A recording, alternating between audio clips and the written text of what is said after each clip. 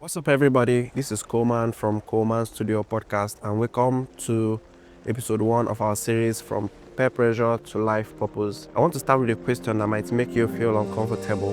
Look at your 5 closest friends right now. Where are they going in life? What are their goals? What do they want to talk about when you guys are together? Because here is something I learned the hard way. I mean, the hard way. Your friend circle doesn't just influence your presence, but literally determines your future.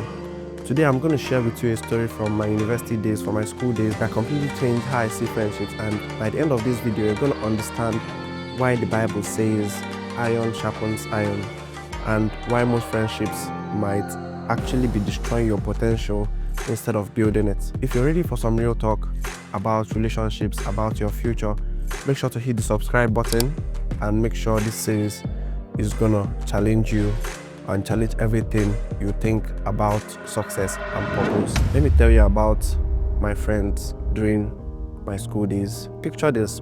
We had this group about 8 to 10 guys, and when you were with them, you felt known, you felt popular. People recognized you on campus because you rode with the right people. We always go out together and eat together wherever you go. If you sat with us, you got respect and you got attention, and it felt good. For the first time in my life, I felt like, okay, I belong somewhere, but here's what I didn't realize at the time. When the table gets too big, everyone gets ignored. See, what started as a tight, close friends became this popularity contest.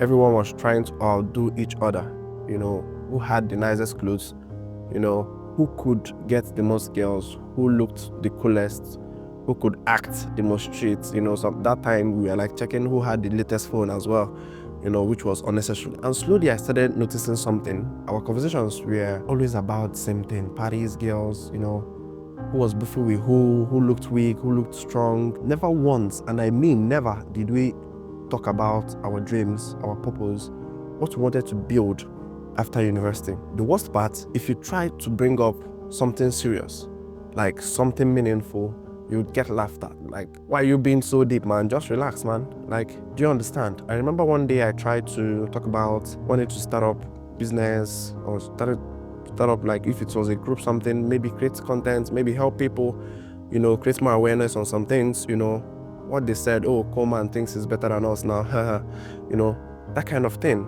But that's when it hits me. This group wasn't elevating me.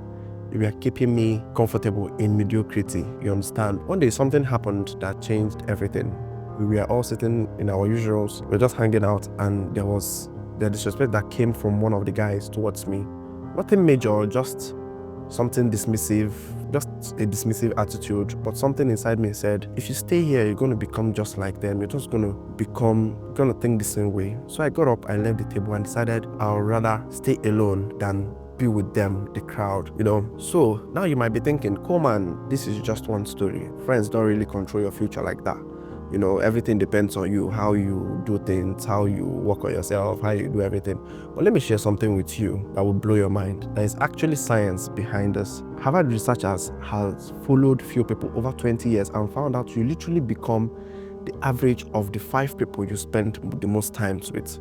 Not just your income, your mindset, your habits, your goals, even your health. If your friends settle for less, you will also settle for less. But here's the flip side. If your friends are ambitious, you become ambitious. If your friends are hungry for success, you're going to be hungry for success. If they're always learning, you'll be ginger to start learning. If your friends are building something meaningful, you also start to build something meaningful too. Your brain has these things called mirror neurons.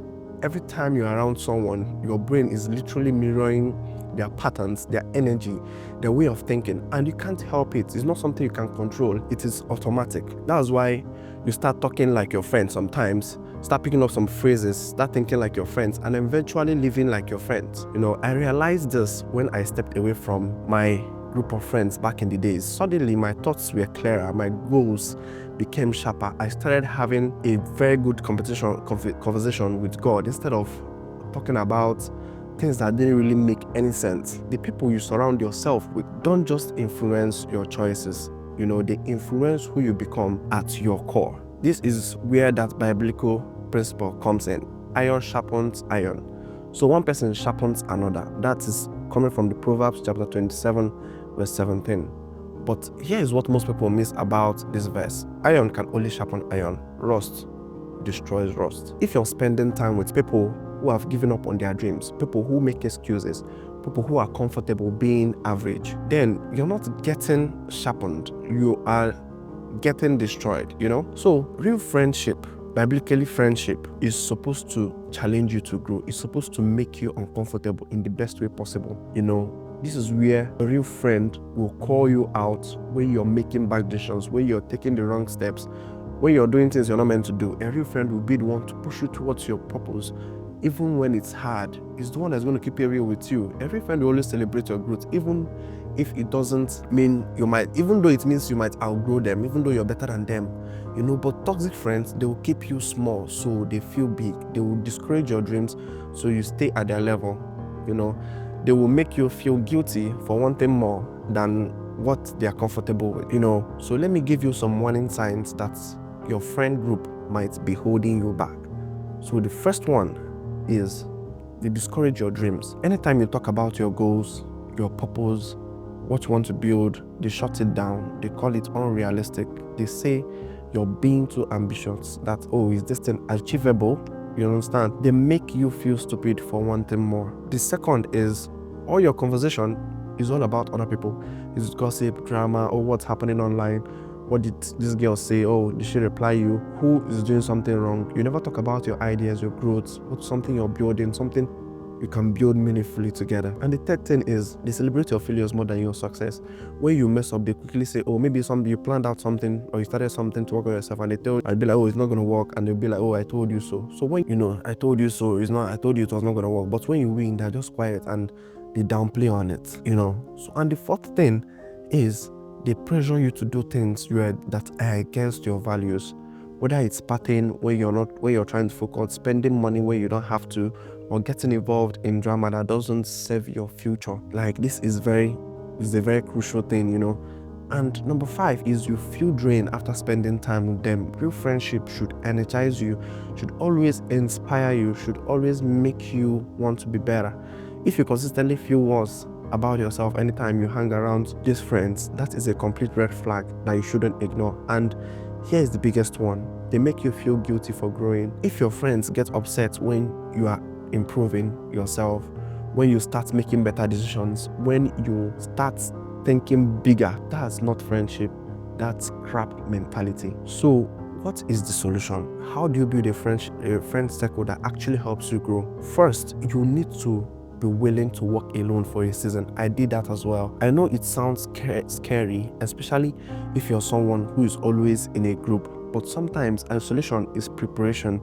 Sometimes you need to step away from the noise to hear your own voice and God's voice clearly, And the second thing is that you need to start looking for people who are already where you want to be. This is very important. If you want to build a business, find friends who are entrepreneurs, who are like-minded like you, who wants to grow, you understand? If you want to grow spiritually, find friends who are serious about their relationship with God, go to churches. If you want to be healthier, find friends who prioritize fitness, who go to the gym always. This doesn't mean that you should abandon everyone who is not successful. It means you're intentional about who you're allowing to speak into your life on a daily basis. You understand? And the third thing is become the friend you want to have. This is very important. If you want friends who are ambitious, you have to become ambitious. If you want friends who are supportive, you have to be supportive. If you want friends who challenge you to grow, start challenging others to grow so they can replicate the same energy on you. The energy you put out is the same energy you're going to attract. And finally, quality over quantity. I'd rather have 2 friends who genuinely want to see me become the best version of myself than 20 friends who just want to stay comfortable and average, because it's a very big difference. Your friend cycle should be your board of directors, not your entertainment committee. Before we wrap up, I want you to ask yourself some hard questions. Who are the 5 people you spend most times with? Where are they going in life? Are they pushing you towards your purpose or pulling you away from it? When you are with your friends, what do you talk about most? Are you discussing your dreams and growth, or just killing time on talking about other fun stuff? Do your friends celebrate your victories, or do they try to keep you at their level? And here is the hardest question. If you keep the same friend cycle you have right now for the next 5 years, where will you be? Are you okay with that destination? Just be honest with yourself, because your future depends on it, So listen, I'm not saying you need to be mean to people or think you're better than anyone, but I'm saying you need to be intentional about who you're allowing to influence your daily thoughts, your decisions, and your dream. Your friend group that got you here might not be the same group of friends that gets you there. Since I made that decision to step away from that stable I was in, my life completely transformed, and I found my purpose, and I started this podcast. I'm building something meaningful. And you know what? The friends who were really for me supported this journey. They always shared my content, liked it. The ones who weren't, they revealed themselves. Your friend cycle is not just who you hang out with, it's about who you become. But here's the problem most people face, and this is what we are going to talk about in the next video. Most of us expect everything from our friends without giving anything back. We want to be around successful people, motivated people, people who add value to our lives, but we are not asking the hard question: what value am I bringing to them? If you want better friends, if you want to become a better friend, and that starts with understanding what real value looks like in a relationship, So make sure you subscribe, hit that notification button, because next week we are diving deep into how to become someone that high value people actually want to be around. Until then, take a hard look at your circle. Your future self will thank you for it. This is Coleman from Coleman Studio Podcasts, and remember that iron sharpens iron, but you have to make sure you're the iron first. So I'll see you on the next one. Peace.